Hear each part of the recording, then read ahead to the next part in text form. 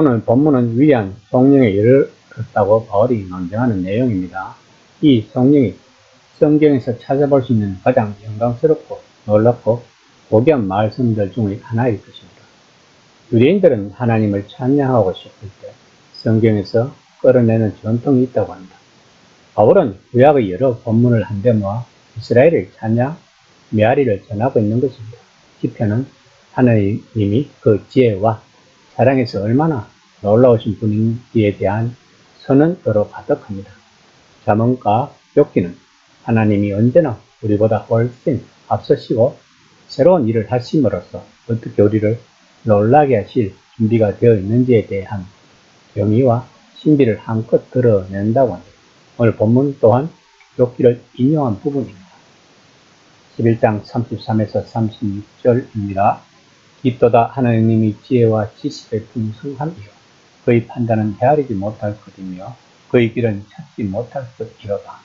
누가 주의 마음을 알았느냐? 누가 그의 모서가 되었느냐? 누가 그때 먼저 들여서 갚으심을 받겠느냐? 이는 만물이 주에게서 나오고 주로 말미암고 주에게로 돌아갑니다. 그에게 영광이 세세에 이를지어다. 아멘. 본문에서는 욥기 5장 9절과 15장 8절, 36장 22에서 23절과 같은 본문이 배제되어 있습니다. 그리고 35절에서는 욥기의 결론부에 가까운 41장 11절을 직접 인용하고 있습니다. 하나님은 아무에게도 빚지지 않으셨다는 것입니다. 우리의 출신이나 경건한 행위 등 어느 것이건 내세워서 하나님께 권리 주장을 할 수 있다고 생각하는 것이 인간들의 고질적인 실패인 것입니다. 누구라도 의기양양하게 편히 앉아 자신이 의로운 줄 알고 하나님이 행동하시기를 기다리면서 하나님께 보상을 요구할 만한 선물을 받을 위치에 있는 사람은 결코 없다는 것을 알아야 한다는 것입니다. 11장 마지막 절에서 가르치는 대로 우리의 존재의 모든 것은 하나님에게서 온다는 것입니다. 우리의 모든 소유 또한 하나님에게서 온다는 것입니다. 모든 존재, 곧 모든 피조물은 하나님의 작품이며 그분의 능력과 사랑으로 유지되며 존재하고 있다는 것입니다. 우리 모든 행위도 주권자이신 하나님의 존재로 지속된다는 것입니다. 하나님 앞에서 인간의 모든 일과 활동은 기껏해야 사랑의 섬김에 불과하다는 것입니다. 바울은 구약 성경을 인용함으로써 하나님의 심오함이나 불변함을 이야기해 왔습니다. 그리고 지금 하나님의 목적은 사람과는 전적으로 다르다고 하는 것을 단언하고 있는 자신의 논증이 옳음을 말하고 있습니다. 본문의 인용은 사실을 말할 뿐만 아니라 신령한 풍자와 신령한 비유성을 말하고 있습니다. 즉 인간은 교만하지 말고 겸손해져야 한다는 것입니다. 다시 말하면 바울은 인간은 하나님께 드릴 수 있는 지식도 갖고 있지 않을 뿐만 아니라 인간의 본질적인 문제가 무지하다는 것입니다. 바울은 자신이 하나님에 대해 무지하지 않는 것처럼 말하지 않습니다. 사도는 비록 무엇인가를 알고 있지만 자신이 만만하게 금방지게 불경스럽게 말하지 않습니다.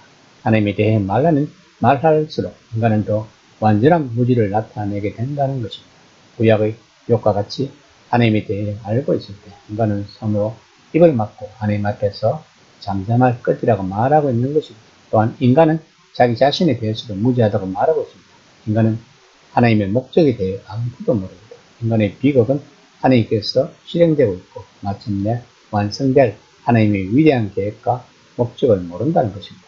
즉 인간은 그 모든 것에 무지하다는 것입니다. 인간은 하나님을 위해 살고 하나님께 영광을 돌리도록 만들어졌습니다. 그러나 인간들은 그렇게 하지 않았습니다. 인간들은 하나님의 영광을 위해 사용되도록 하나님께서 주신 선물들을 인간은 자신의 영광을 위하여 사용했던 것입니다. 따라서 인간은 도덕이며 강도이며 은혜를 모르는 병망덕한 자들이라고 성경은 이야기하고 있는 것입니다. 이런 인간들을 구원하는 것은 전적으로 하나님에게 속한 것이고 전적으로 은혜로 말미암은 것이 바울이 말하는 방식입니다.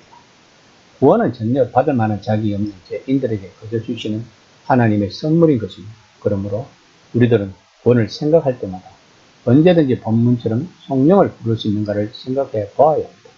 만약에 이 성령이 우리들의 심령에 나오지 않는다면 우리들은 구원에 대해서 아무것도 모른다고 말할 수 있을 것입니다.